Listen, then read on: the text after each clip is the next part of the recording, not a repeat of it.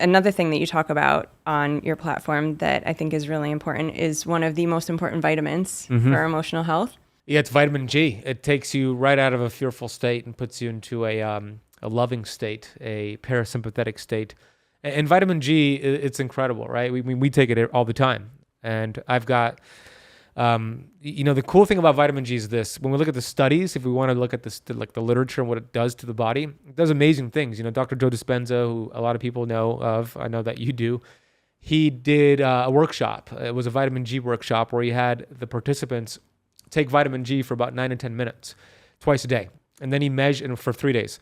Then he measured their brain and did brain scans. And he saw 1,200 chemical reactions take place instantaneously. GABA, oxytocin, dopamine, all these amazing chemicals that put your body in a relaxed parasympathetic state, which is the opposite of that fearful amygdala state that you referenced, the sympathetic state. So that's one thing. And then vitamin G has been shown to lower your blood pressure level. It's been shown to lower your blood sugar levels. It's been shown to reprogram your brain and the paradigm as well.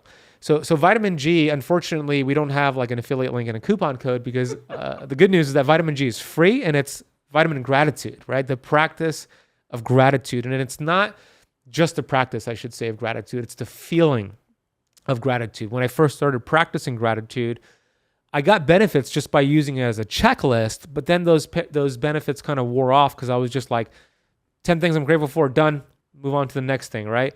But once you slow down and actually feel the gratitude, so instead of thinking about 10 things I'm grateful for, maybe I choose just one, but I'll spend a whole minute or two in that grateful relationship moment or whatever it is, I got more benefits from that. And the studies I referenced for your audience, those are real studies on gratitude. There's a lot more out there. It's just an incredible way to reprogram your brain. And if I could just make one more case to what it does to the brain, you mentioned that we are survival. We want to survive. The innate intelligence, the human body, survival is the name of the game.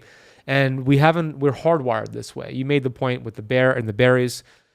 When we think about how the brain works, there's so much stimulation out there every day. There's so many things stimulating the brain needs to filter it out. So if we didn't have a mechanism in place to filter out all the stimulation, the brain would short circuit in a day. So the brain has this, it's in the brainstem, it's the size of your pinky. It's called the reticular activation system. And it's there to filter out all of the things that you've trained it that it's not important to you. Meaning, I'll give the analogy that makes sense. So let's say a woman wants to buy this beautiful dress, and help me out here. What's a good brand that you like? I'm bad at that. Yeah, I like O'Neill. I like surf stuff. I think Natasha, my fiance, likes Zara, so I'll use Zara as an example. Cute. Yeah, okay. Yeah. So let's say it's just this like unique red dress from Zara that maybe you spend some time online looking at it, and then you finally made a decision to go to the mall and buy it. So you put a few hours into this dress, and you bought it. And then you start wearing this beautiful, unique red dress, and you start walking around like the shopping center, and you start to notice that, wait a minute, that woman has the same red dress from Zara as me. And you thought, okay, it's just a coincidence. So the next time you wear it, you notice it again. A different woman has it. So what has happened here? Did they buy the red dresses now because you bought it? Or have you now trained that RAS to see all of those red dresses that are in your environment? It's the latter, right? Meaning when you're focused on what you're not grateful for, when you're focused on all the things you hate about yourself, all the symptoms you have, all the things you have working against you, you keep training that RAS to give you more feedback, more reasons why this is happening to you, and all the bad things continue to happen to you. But when you shift to gratitude and you start to appreciate things, then you have more things to appreciate. In other words, what you appreciate appreciates. And this is a universal law. We all know this. Whatever you feed energy into expands. So you could literally reprogram that RAS to see more gratitude, to see things that you hated before that were obstacles that are now opportunities in your life. And now you see the blessings and the stressings that you had in life, all from vitamin G. So powerful. Okay, so to bring that home, tangible way to incorporate that into your life. Because I heard you say, and I think a lot of people, I've done this for sure. Okay, gratitude is important. So I'm going to do my 10 checklist. Great, done, move on. There's a piece about slowing down and actually feeling that. Yeah. So I imagine this is something you do in the morning. So maybe walk me through just like a little version of what that actually feels like what you mean with the feeling. I love the one, I learned this from Tony Robbins. Have you done a Tony Robbins course yet? Oh my God, so good. He has a priming video on YouTube. It's like 15 minutes, and part of it is a gratitude version. And I'll just share what he does, but I do recommend you go, maybe we put in the notes, right? We'll put in the notes.